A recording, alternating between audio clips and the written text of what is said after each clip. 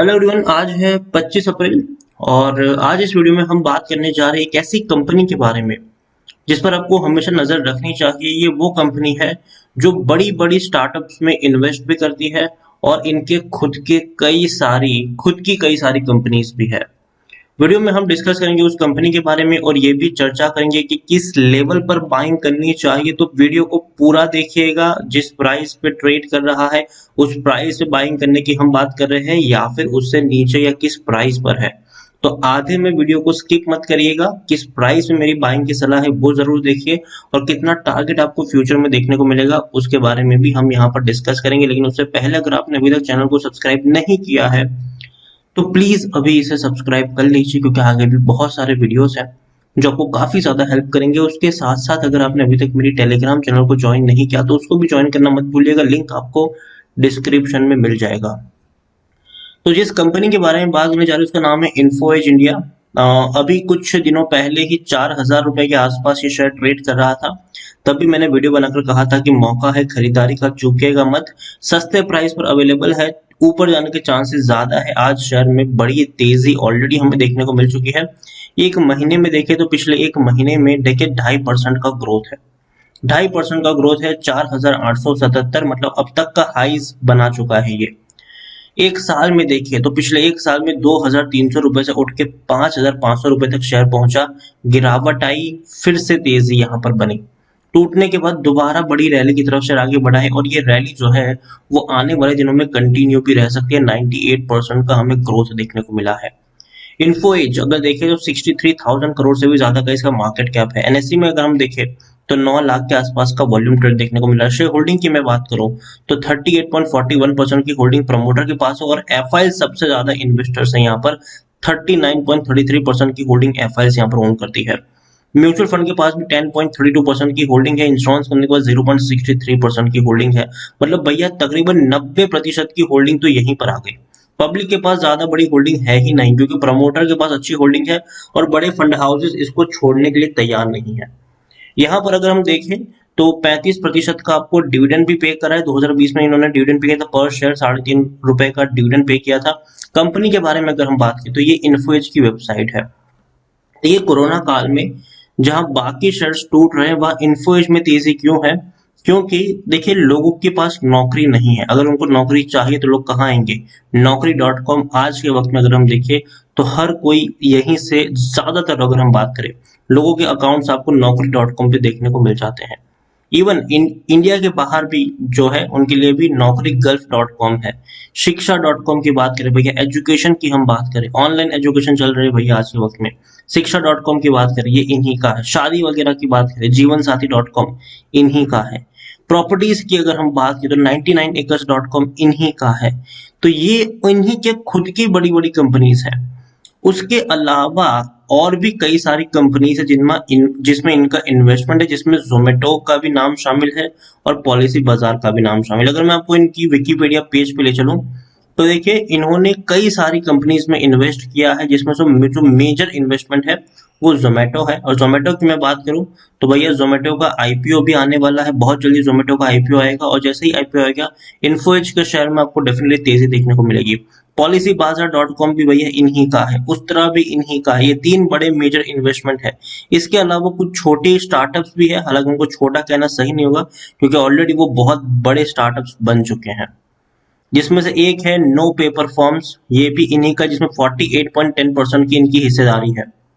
University, इनमें भी इनकी हिस्सेदारी 39.88% की है।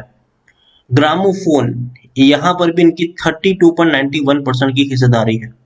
शू कनेक्ट की बात की तो भैया B2B फुटवेयर मार्केट प्लेस है, जिसमें 28.01% की हिस्सेदारी इन्हीं की है। प्रिंटो की बात करें, रिटेल चेन है providing for print and document services, जिसमें 25.12% की होल्डिंग है इनकी।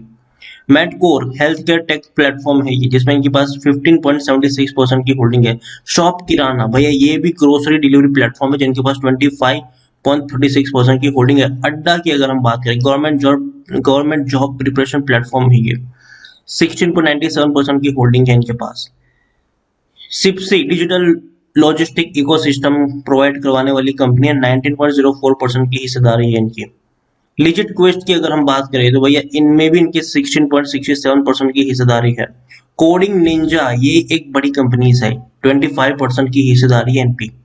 तो देखिए कई अच्छी अच्छी कंपनीज है इसमें, जिसमें की हिस्सेदारी है जो आने वाले दिनों में बड़ी कंपनीज बन सकती है। जो ऑलरेडी बड़ी कंपनी बन चुकी है वो जोमेटो है और पॉलिसी बाजार है, उस तरह भी बड़ी कंपनी है यहाँ पर।